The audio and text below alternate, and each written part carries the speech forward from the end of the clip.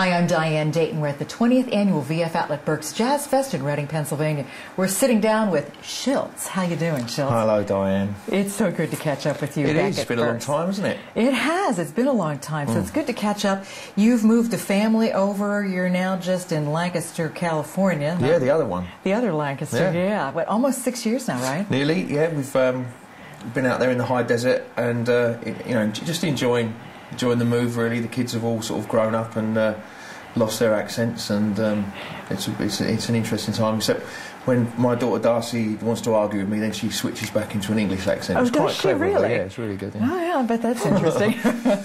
Well, it's been fun listening to what you've been doing on your own now, because you've been with Down to the Bone for, what? It was 11 years. It was 11 years. So now I'm in my second year without them. Okay. And you know, I miss playing in the band, miss the boys and that sort of thing. But you know, the solo things, it's just a new venture, and I'm enjoying it. So that's my direction I'm going to head now. So yeah. Well, you have 2 CDs out.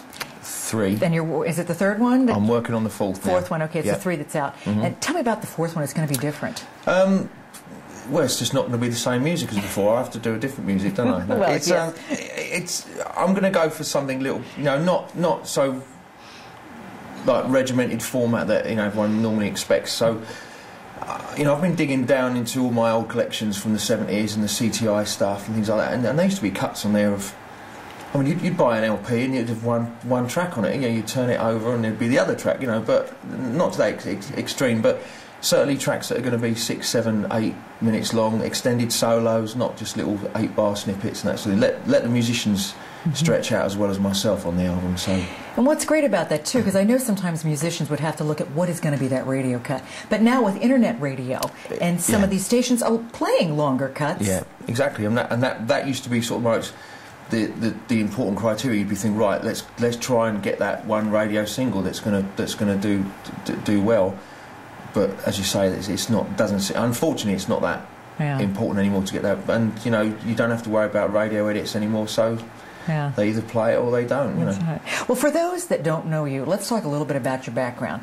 You started playing at a young age too, and professionally. Well, I picked up saxophone when I was 10, and then turned professional when I left high school at 16 in England, and I haven't looked back, really. I've been very, very lucky to keep working. You've played with some interesting people. I've played with some terrible ones as well, but I've played with some good ones. Yeah, I've done a few. You know, I did some stuff in the early '80s. I was doing a lot of rock. Fun enough, a lot of rock stuff. Played with David Bowie and, you know, members of the Rolling Stones and all sorts of things. Did a lot of stuff with top jazz artists. Nancy Wilson and Mel Torme, people like that. Yeah. And then spent a lot of the sort of 10, 15 years doing the pop circuit. But had a lot of fun, you know. Yeah, brand new heavies. Brand new heavies, Breathe and Jamiroquai, bands like that. But so, you know, I had an extensive training, if you could put it that way, which has sort of, you know, manifested itself into me being able to just sort of bring all those elements into my playing, which has been good. One of the things that you always bring to every performance is such beer.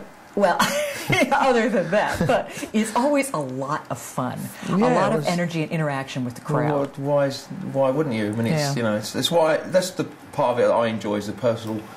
You know, I love to just to get in amongst them and have a bit of a laugh and interact with them. You know. Yeah, yeah. If you weren't doing music, what would you be doing? Own a pub, possibly. Okay. I don't know. No, I don't. I really don't know. Yeah. I don't know. People say to me, you should have been a comedian, but who knows? You know? So a pub with a comedian and music at the same time, that would all work too. Right. Let's draw up the papers now, shall we? There you go. There you go.